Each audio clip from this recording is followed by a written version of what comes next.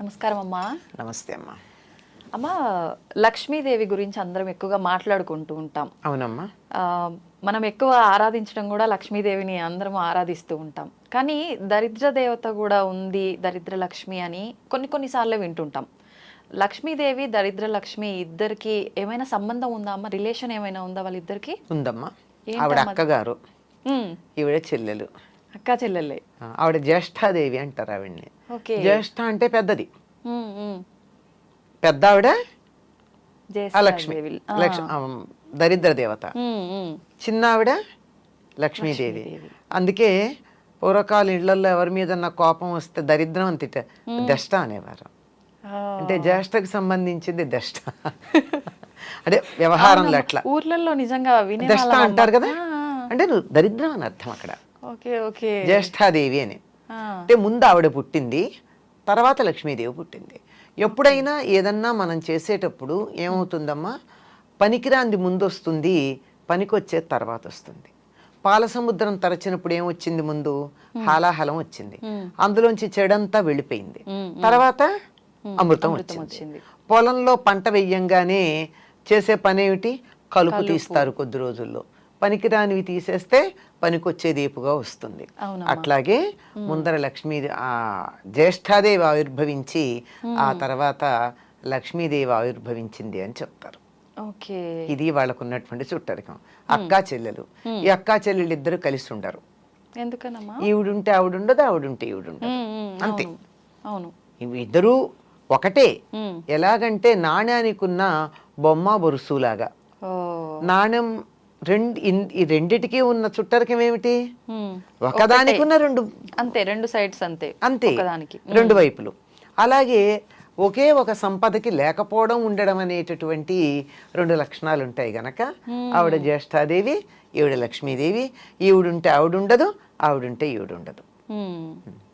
Okay అమ్మా, అసలు ఏ రకంగా వస్తుంది దరిద్ర దేవత ఇంట్లోకి? అంటే కొన్ని సందర్భాల్లో ఇల్లు శుభ్రంగా లేకపోతే వచ్చే అవకాశం, ఇలా చాలా చెప్తుంటారు. ఏ రకంగా ఉంటే దరిద్ర దేవత రాకుండా ఉంటుందమ్మా? ధర్మరాజు జూదంలో ఓడిపోయిన తర్వాత సర్వస్వం కోల్పోయి అరణ్యవాసానికి వెళ్ళాలి.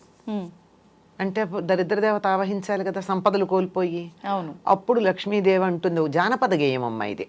ఏమంటే, చేటలో పళ్ళను చెరపడే రాజు, కట్టి విడిచిన బట్ట కట్టడే రాజు, ఆడి విడిచిన నీరు ఆడడే రాజు అని చెప్తుంది. ఇలా కొన్ని. నేను ఎలా పెడతాను అటువంటి చోటికి? ఒక్కటి సవ్యంగా లేదే. నేను ఇల్లు ఉండడానికి తగినటువంటి చోటు అంటే చేటలో పళ్ళు వేయకూడదట. ఇప్పటికీ పల్లెటూళ్ళల్లో ఒప్పుకోరమ్మా. చేటలో బియ్యం చెరుగుతారు కదా, బియ్యానికి తౌడు ఉంటుంది కదా, ఆ చేటకి తౌడు అతుక్కుని ఉంటుంది. దాంట్లో కూరగాయలు పళ్ళు గనక వేసినతో త్వరగా పాడైపోతాయి. అందుకని చాట్లో పళ్ళు వేసామంటే దరిద్రం అంటారు. అలా వేయడు. ఒకసారి కట్టి వదిలిన బట్ట మళ్ళీ కట్టడు. విడిచిన బట్ట కట్టడం దరిద్రం. చూసారా ఏ పదం వాడాం?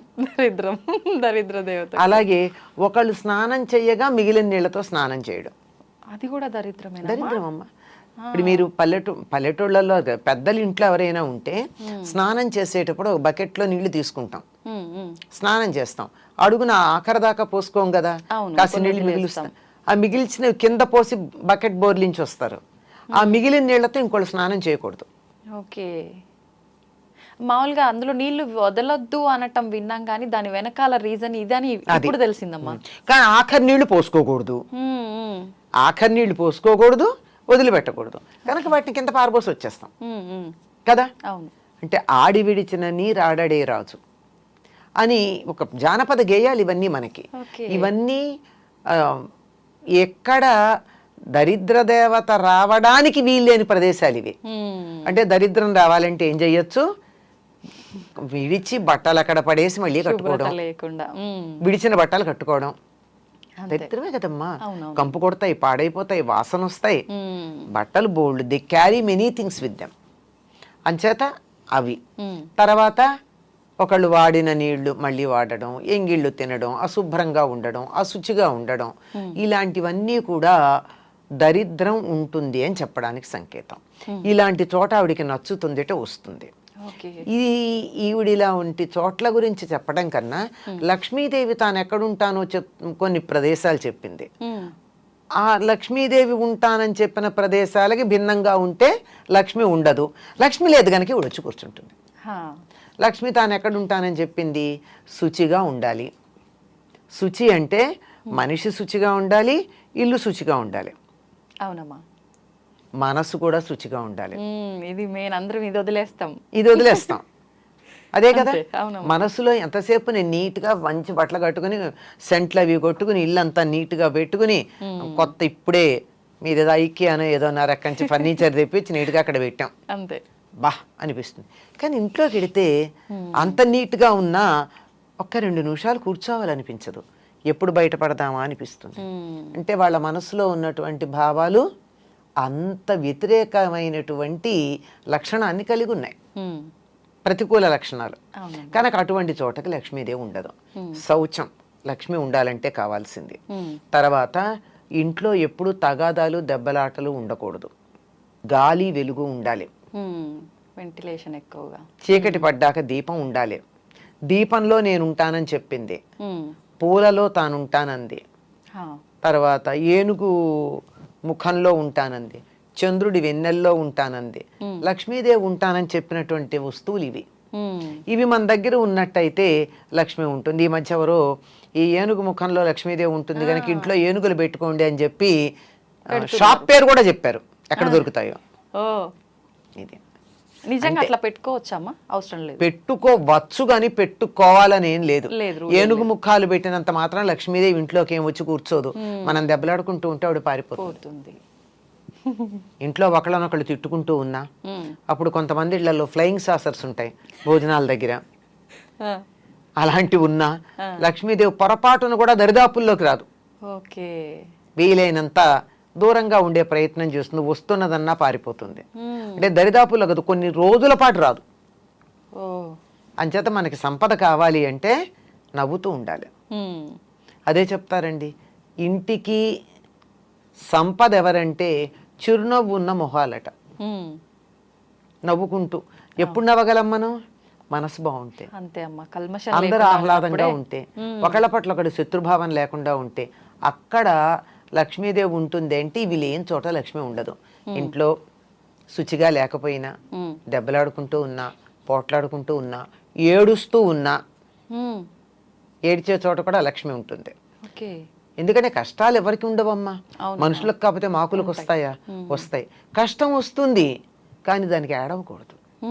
బాధపడడం వేరు, దాని వేదన చెంది దిగులు పడ్డం వేరు. కొంతమంది మొహాలు చూడండి, ఏదో చిన్న బాధ వస్తుంది, మొహం అంతా దీనానాథుల్లాగా మొహాలు పెడతారు. వాళ్ళకి సంపద రమ్మంటే ఎట్లా వస్తుంది? ముందు ఆ మొహం మారిస్తే మీ మొహం కాస్త మార్చుకోండి, మీకు కష్టాలు తొలగుతాయని చెప్తారు చాలా మంది. మొహంలోనే కనపడతాయి. ఎప్పుడు చూసినా ఏడుపు కొట్టు మొహం వేసుకొని ఉంటావు ఇట్లా అంటుంటారు. ఏడుపు మొహం, ఈడుపు కాళ్ళు, ఈ రెండు జ్యేష్ఠాదేవిని ఆహ్వానిస్తాయని చెప్తారు పెద్దవాళ్ళు ఇంట్లో. ఈడుపు కాళ్ళు అంటే పని చేయమంటే అబ్బా అని నడవడం చకచక కాకుండా ఏమిటో అని కాళ్ళు ఈడ్చుకుంటూ నడుస్తారు. అంటే ఇష్టం లేక. అంటే సోమరితనం ఉన్న చోట లక్ష్మీదేవి ఉండదు, దరిద్ర దేవత ఉంటుంది. వీళ్ళిద్దరూ ఒకళ్ళు అంటే ఒకళ్ళు ఉండరు కదా. దీనికి చిన్న ఒక చమత్కారమైన విషయం చెప్తారు. మా ఇద్దరిలో ఎవరు అందగత్తెలు అని అడిగారట లక్ష్మీదేవిను జ్యేష్ఠాదేవి. ఎవరిని అందగత్తెలన్నా రెండో వాళ్ళకి కోపం వస్తుంది కదా. అవునమ్మా. మరి లక్ష్మి కావాలి, జ్యేష్ఠాదేవి అక్కర్లేదు. అందుకు ఆయన తెలివిగా అన్నాడట, ఇద్దరిని అక్కడ నిలబెట్టి మీరు ఇటు రండి, నువ్వు ఇటు వెళ్ళు అన్నట్ట. లక్ష్మీదేవిని ఇంట్లోకి రమ్మన్నాడు, జ్యేష్ఠాదేవిని వెళ్ళమన్నాడు. అబ్బా నువ్వు అలా బయటికి వెడుతుంటే ఎంత అందంగా ఉన్నావు అన్నట్ట జ్యేష్ఠాదేవిని. లక్ష్మీదేవిని నువ్వు ఇంట్లోకి వస్తుంటే ఎంత అందంగా ఉన్నావు అన్నట్ట. అయిపోయింది. ఎంత తెలివిగా చెప్పారు కదమ్మా. మనకు కావాల్సిందే అది. అదే కదా. అప్పుడు వెళ్తే ఈవిడ వస్తుంది, చీకటి పెడితే గాని వెలుగు రాదు. అంతే అంతే అంతే కదా. అంచేత వెలుగు లేకపోతే చీకటి వస్తుంది. అవును, చీకటి వస్తే వెలుగుపోయింది కాదు, వెలుగు లేకపోతే చీకటి వస్తుంది. అందువల్ల వెలుగుని ఆహ్వానించుకోవాలి, చీకటి దానంతట అదే పోతుంది. అంచేత సూపర్ అమ్మా నిజంగా. ఎవరమ్మా ఇది చెప్పింది? ఏదో ఒక పండితుడి గురించి ఒక కథ చెప్తారు. ఓకే. ఇది ఒక ప్రధానమైన పండితుడు అని కాదు, ఊరికే అసలు తెలివితేటలు ఎట్లా ఉంటాయి అని చెప్పడానికి ఒక పండితుడి పేరు పెట్టి చెప్పినటువంటి లోకంలో ఉన్నటువంటి కథ. చాలా అద్భుతంగా అసలు నిజంగా చెప్పేవారు. ఇలా ఉంటాయి. అంచేత మనకి సంపద కావాలి అంటే లక్ష్మీదేవి లక్ష్మి అంటే డబ్బు అని మాత్రమే అనుకుంటాం మనం. అవునమ్మా. కాదమ్మా, అష్టలక్ష్ములు ధనంతో పాటుగా ధాన్యం, చదువు, ఆరోగ్యం, సంతానం ఇలాంటివన్నీ కూడా లక్ష్ములే. ఇవన్నీ కూడా మనకు అనుకూలంగా ఉండాలి అంటే ఎప్పుడూ మనం ఆహ్లాదంగా ఉండాలి, నవ్వుతూ ఉండాలి, ఇంట్లో గాలి వెలుగు ఉండాలి, శరీరం మనసు కూడా శుచిగా ఉండాలి. ఇవేమీ లేకపోతే అక్కగారు వచ్చి కూర్చుంటారు, అక్కగారు వద్దనుకుంటే ఇవన్నీ ఉండాలి. అంతే. మనం తన కోసం పెద్ద ప్రయత్నాలు ఏం చేయాల్సిన అవసరం లేదు. లక్ష్మీదేవిని ఆహ్వానించాలి, మనకు కావాలి ఇవన్నీ అనుకుంటే ఆటోమేటిక్ గా ఇందులో ఏదన్నా డబ్బు పెట్టి చేయాల్సిన పని ఉందమ్మా? లేదమ్మా. నవ్వుతూ ఉండడానికి డబ్బు అక్కర్లేదు కదా. లేదు. మనసు ప్రశాంతంగా ఉంచుకుంటే సరిపోతుంది. ఇల్లు శుచిగా పెట్టుకోవడానికి డబ్బు అక్కర్లేదు కదా. అవును. పోట్లాడుకోకుండా ఉండడానికి డబ్బు అక్కర్లేదు కదా. తిట్టుకోకుండా ఉండడానికి డబ్బు అక్కర్లేదు కదా. ఏడవకుండా ఉండడానికి డబ్బులు అక్కర్లేదు కదా. ఇవేమీ డబ్బులు అక్కర్లేకుండానే మనకి లక్ష్మి వచ్చేటటువంటి సాధనాలు. అంతే, మనం రూపాయి ఖర్చు చేయాల్సిన అవసరం లేదు. కానీ చాలా మంది ఇవన్నీ జరగాలంటే ఈ రెమెడీ చేయాలి, ఆ రెమెడీ చేయాలి, ఇలాంటివన్నీ చెప్తుంటారు కదమ్మా. అసలు ఇవన్నీ వర్కౌట్ అవుతాయా? అవ్వవనే అనిపిస్తుంది ఇప్పుడు మీరు చెప్పినవన్నీ వింటే. ఇవన్నీ ఈ లక్షణాలని తీసుకొచ్చే సాధనలకు మనకు వస్తాయి అంతే. ఓకే. ఇప్పుడు మీరు ఈ జపం చేస్తూ కూర్చోండి అంటే తిట్టకుండా ఉంటారు అంతసేపు, చాలదు. అంతే అంతే కదా. ఏదో దేవుడు పూజ అనంగానే జపం చెయ్యాలి అంటే శుచిగా ఉంచుకుంటారు కదా మిగిలిన సమయానికన్నా. ఇలా ఉపయోగపడతాయి. లక్ష్మీదేవి రావడానికి కావలసినటువంటి వాతావరణాన్ని కల్పించడానికి ఉపయోగపడతాయి. ఆ వాతావరణం మంత్రం లేకుండా కూడా మనం కల్పించుకోవచ్చు. అంటే మంత్రాలు వద్దని కాదు, వాటికి శక్తి లేదు అని చెప్పట్లా నేను. అవన్నీ చెయ్యలేకపోయినా ఇలా ఉంటే వస్తాయి. ఓకే. చేయగలిగితే చేసుకోవచ్చు, చేయలేకపోతే విచారం అవసరం లేదు. మళ్ళీ మంత్రం అంటే మనం చెప్పే విధానం అటు ఇటు అయినా కూడా మీరు అన్నట్టు అర్థాలు మారిపోతున్నాయి. దానికన్నా మనం ఇదంతా మీరు చెప్పినట్టు చేసుకోవడమే బెటర్. హాయిగా ఉండండి. అంతే అంతే. లలితా సహస్రనామంలో ఒక నామం ఉంది అమ్మవారి గురించి, సుఖారాధ్య అని ఉంది. సుఖంగా ఆరాధించబడేది. సుఖంగా ఆరాధించేదానికి ఎందుకు కష్టపడతామమ్మా? అమ్మవారి ఆరాధన సుఖంగా చేసుకోవచ్చుగా. అంతే, హాయిగా చేసుకోవచ్చుగా. కష్టపడి ఎందుకు చెయ్యాలి? సోమరితనం ఉండకూడదు కానీ, అవునవును, బద్ధకం ఉండకూడదు కానీ కష్టపడమని చెప్పాల. అందరూ ఆర్భాటాలు, హంగులు, హడావిడి, పూజలు ఇవన్నీ అనగానే అమ్మో అన్ని నియమాలు పాటించాలి, ఎన్నో కష్టాలు, ఇబ్బందులు. నియమాలు ఉన్నాయి లేకపోలా, కానీ అవి కూడా చాలా తేలికైన నియమాలు. మనం అనుకుంటే తేలికమ్మా. కాదమ్మా, శుచిగా ఉండమంటే అదేమంత కష్టం? ఉతికిన బట్టలు కట్టుకోమంటే కష్టమా? ఇల్లు శుభ్రంగా పెట్టుకోమంటే కష్టమా? సోమరిపోతులకు కష్టమే అమ్మా. సోమరిపోతులకు అందుకే సోమరితనం ఎలా ఉంటుంది? ఉండదు. అంచేత కొంచెం శుచిగా పెట్టుకోండి అంతే. ఇలా చిన్న చిన్నవి ఈ రెండే కాదు, ఇంకా కొన్ని ఉన్నాయి. అవి కూడా చాలా ఏమీ కష్టం లేనివమ్మా. ఏమీ ఆ మాత్రం కూడా కష్టపడకుండా మంత్రం చేయడం కష్టం కదా. అవును అవును, చాలా కష్టం. ఇంకేదో రెమెడీస్ అవి చేయండి చేయండి అని చెప్తే డబ్బులు ఖర్చు పెట్టి చేయడం కష్టం కదా. వాటికన్నా ఇది తేలిక కాదు. మరి పైగా శుభ్రంగా ఉంచుకుంటే మనకే ఇంకా హెల్త్ ఇష్యూస్ రాకుండా ఉంటాయి. ఇది ఒక ఫేవర్ కూడా ఉంది కదమ్మా. అది కూడా లక్ష్మే కదమ్మా, ఆరోగ్య లక్ష్మి. అంతే అంతే. అవునమ్మా, మీరు చెప్పినట్టు నిజంగా ఆరోగ్యము ఉండాలి, డబ్బు ఉండాలి, ప్రతి ఒక్కటి ఉండాలమ్మా. డబ్బు ఒక్కటే కాదు, అన్నీ ఉండాలమ్మా. డబ్బుతో వచ్చేది ఏం లేదు. ఆరోగ్యం ఉండాలి. మనకి కావాలంటే పిలిచే మనుషులు ఉండాలి.